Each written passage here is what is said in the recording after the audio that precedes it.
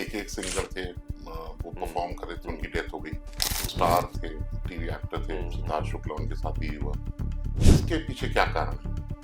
देखिए reasons multiple है। देखिए क्या है कि इमरजेंसी के हमेशा बॉडी को सिग्नल्स देती है, इसको हम इग्नोर करते हैं, बोलते हैं यार कुछ नहीं, एसिडिटी हो गई होगी। डॉक्टर, एक आजकल राम किट चली हुई है बहुत, हम इंस्टाग्राम रील्स देखते हैं, उसमें कहते हैं कि राम किट आप अपने पास हमेशा रेडी रखिए।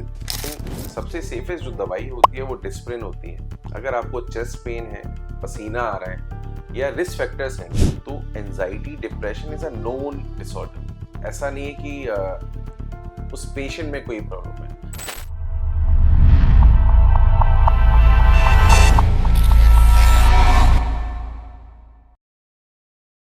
Hello viewers, I'm your host Charanpreet Singh Bagga and welcome to another astonishing episode of the Indie Talk Show. आज हमारे साथ हैं doctor Lokendra Gupta. Dr. Loken Gupta is the president of Sanctum and he heads the emergency department of medicines at Medanta. Welcome to the show, Dr. Thank you Gupta. Sir, thank you. Doctor साहब, कौन सी inspiration थी जो आपने ये MBBS choose किया और उसमें भी आपने इमरजेंसी मेडिसिन को सिलेक्ट किया? देखिए ये सब स्टार्ट हुआ था 2003 में। मेरी फैमिली में कोई डॉक्टर नहीं था and then I have seen very closely in front of my eyes कि जो मेरे एक रिलेटिव थे और ही डाइड जस्ट बिकॉज कि he didn't get proper you know medication or timely medication. So I did my MBBS from Bhopal, Gandhi Medical College Bhopal. Then I came to Lucknow, so I did my MD from KGMC Lucknow. फिर उसके बाद I had chosen critical care medicine. So because critical care medicine में it's all about life and death, ICU आप जैसे जानते हैं।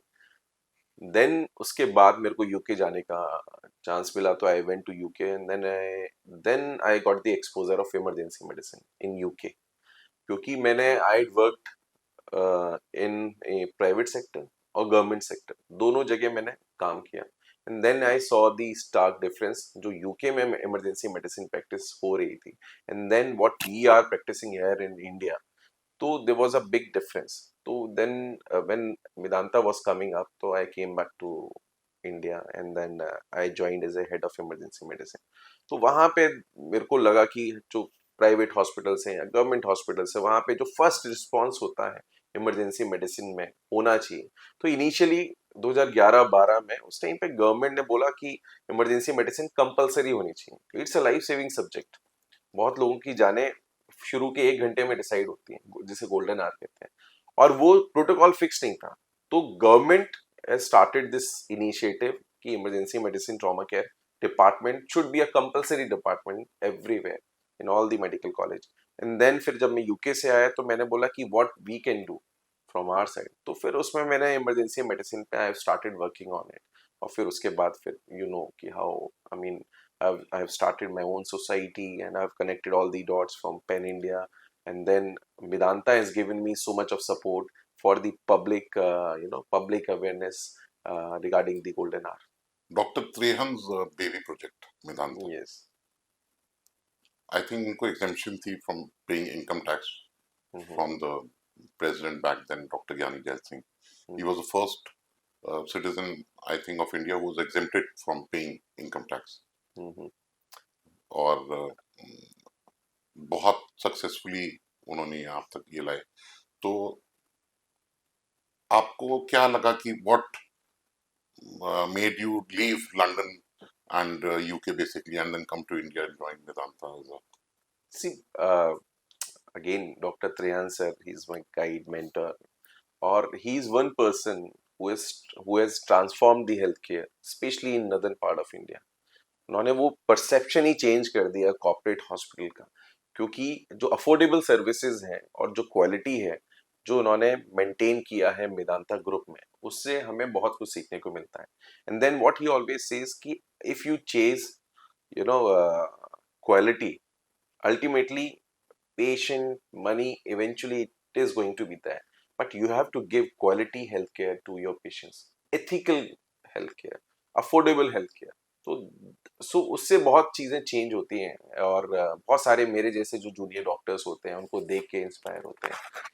और definitely इसमें जब मैं यूके में प्रैक्टिस कर रहा था तो मेरे को वो शॉर्ट कमिंग्स नजर आया कि जो चीजें इंडिया में होनी चाहिए, because of that many lives are getting lost because of not getting timely care, not getting the right care at the right time at the right place.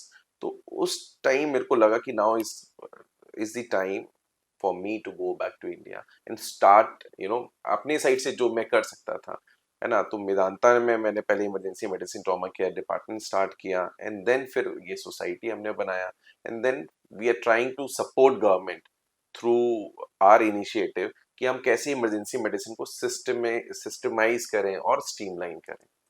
Doctor साहब, जैसे कहते हैं कि मैं एयरलिफ्ट हुआ या हमारा कोई जानने वाला एयरलिफ्ट हुआ, तो वो how do you get in touch with such agencies और the people who do airlifting? C airlifting भी is getting more and more common, क्योंकि अब हमारे पास प्राइवेट एयर एम्बुलेंसेज हैं। वेदांता भी सर्विस प्रोवाइड करता है with the help of red health, और उसके अलावा भी बहुत सारी प्राइवेट एजेंसीज हैं।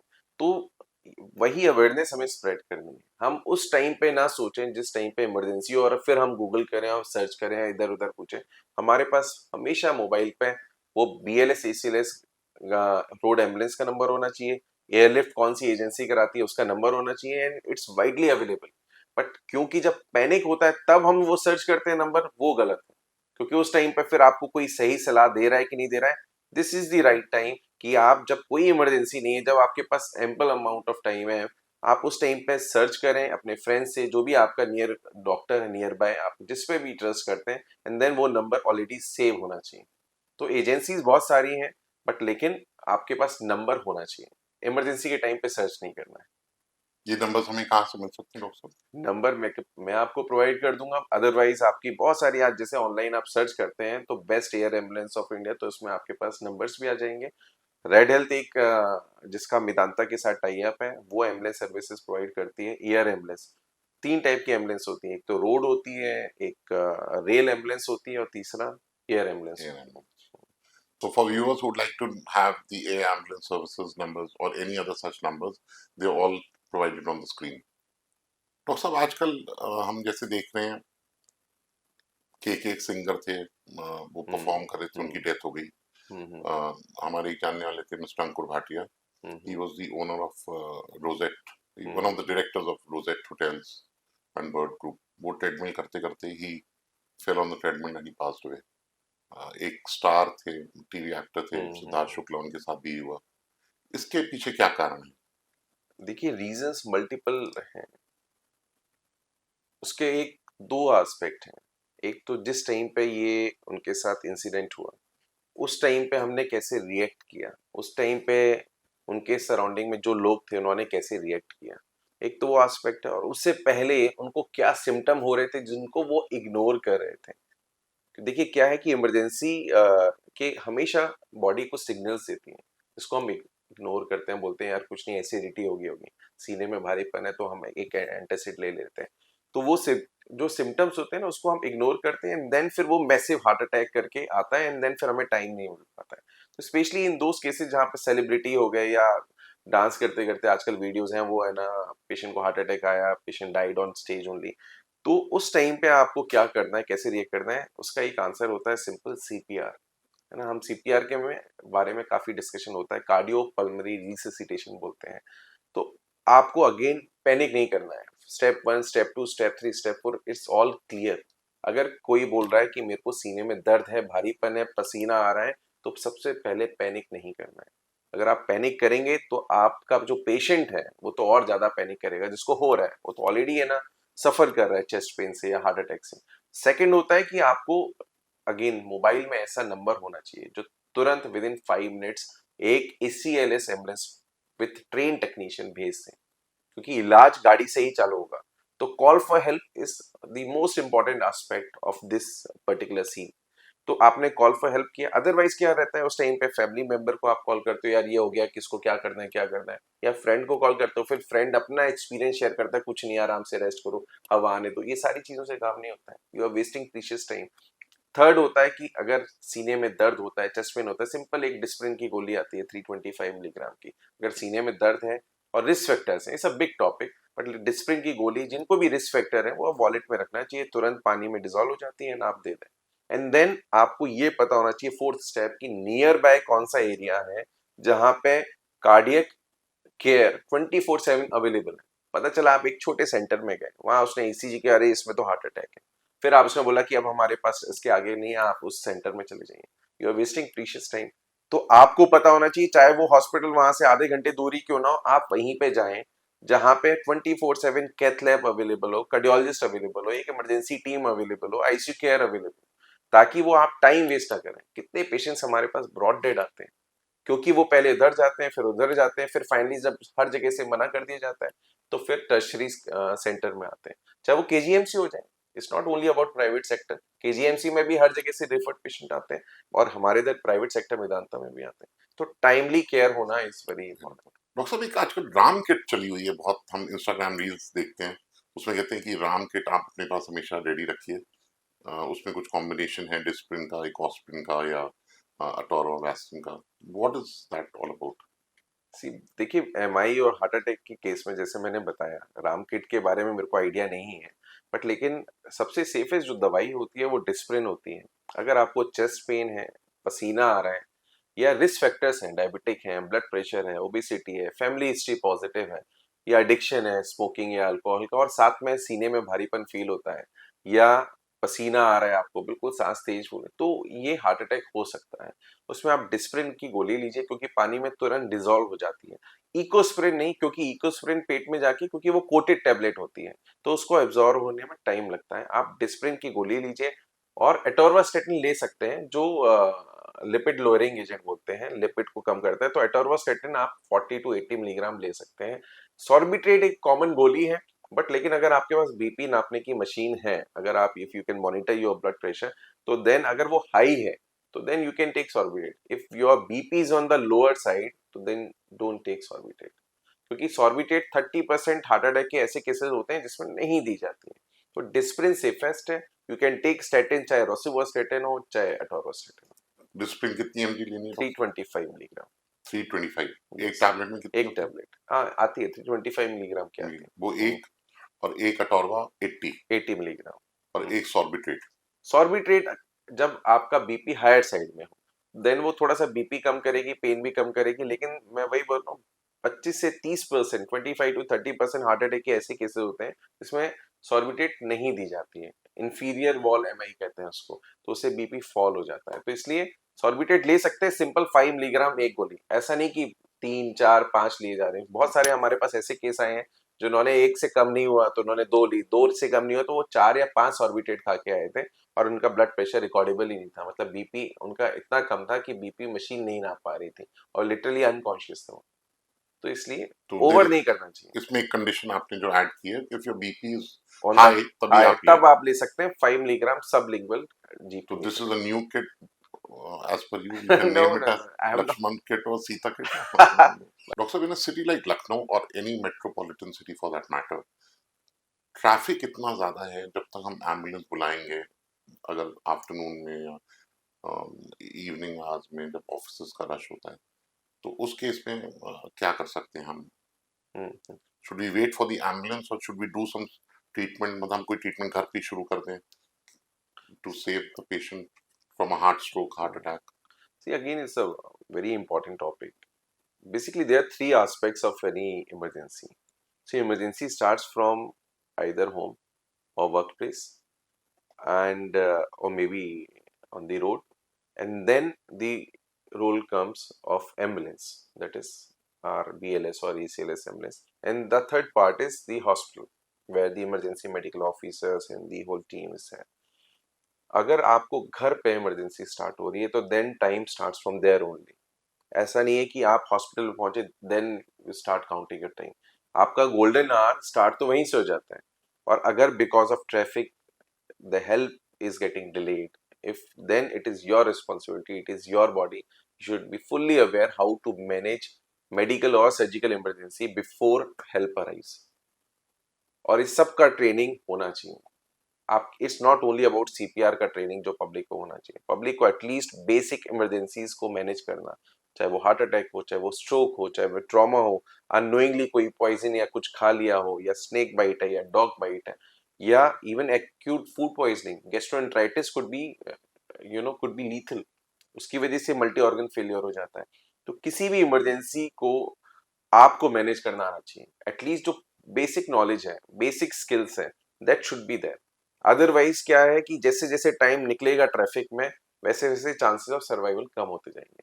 एम्बुलेंस आ गई तो भी अगर एम्बुलेंस ट्रैफिक में फंस गया, तो इसलिए कहते हैं कि ACLS ambulance is much better than BLS ambulance, क्योंकि एसीएलएस एम्बुलेंस में इलाज, उसमें दवाइयां एम्बुलेंस के अंदर रहती हैं, तो टेक्नीशियन और जो डॉक्टर होता है वो ट्रेंड होता है, तो they start treatment in ambulance only. So ambulance has got a huge role to play.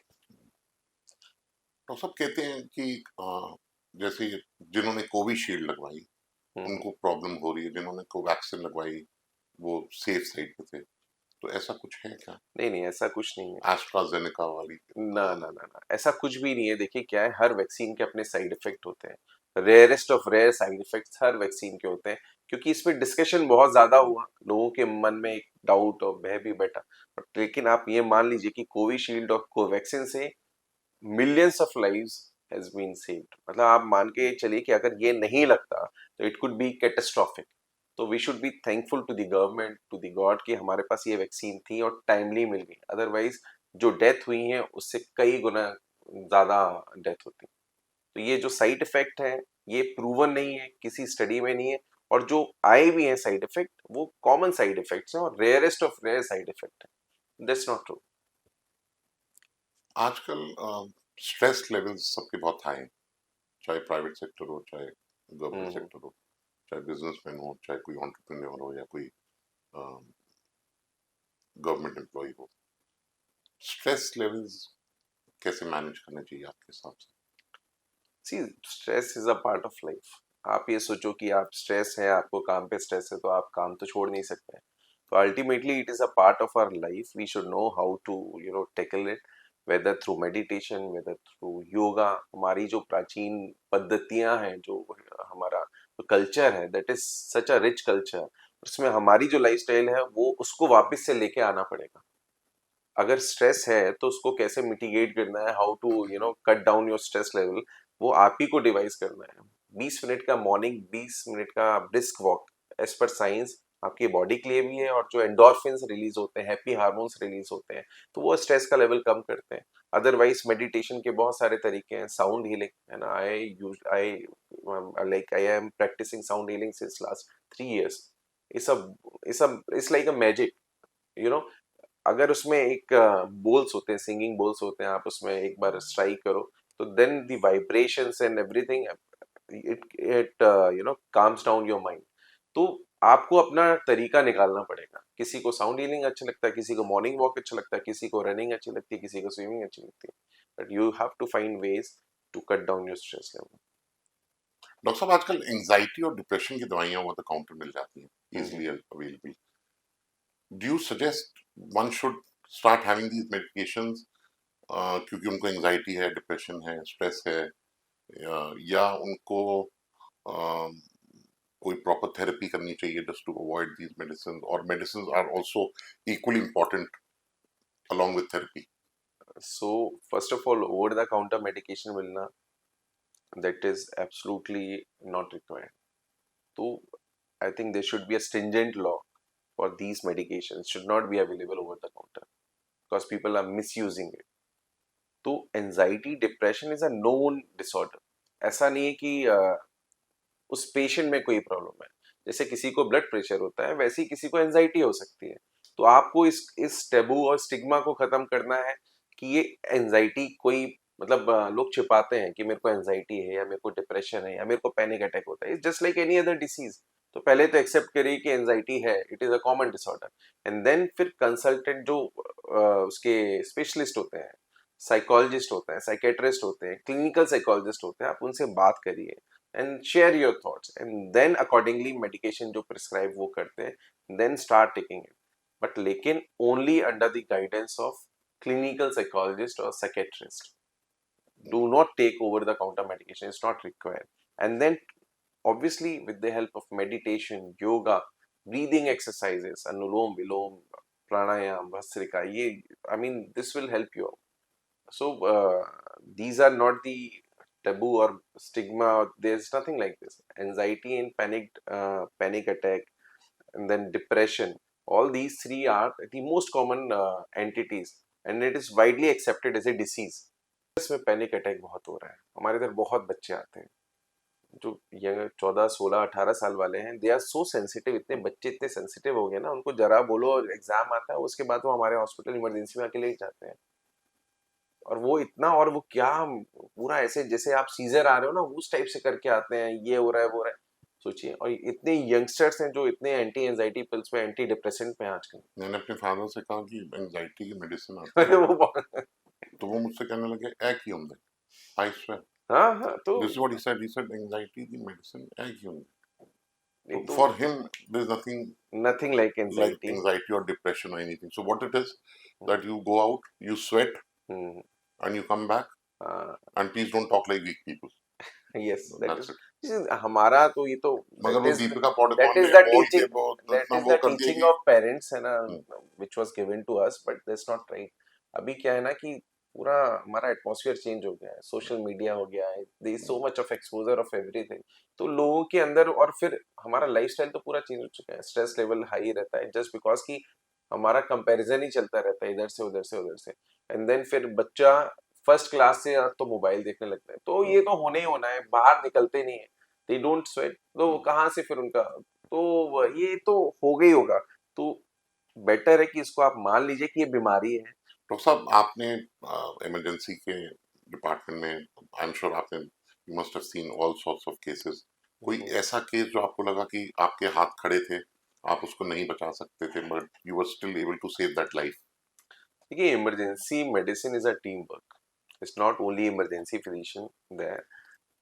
एक रोड ट्रैफिक एक्सीडेंट का केस आया था. There was a young guy, must be around 21 22, और एक्सप्रेसवे, आगरा एक्सप्रेसवे में उसका एक्सीडेंट हुआ. एंड देन ऑब्वियस सी बात है कि यंग बच्चा था, उसके पेरेंट्स वर ऑल वरिड.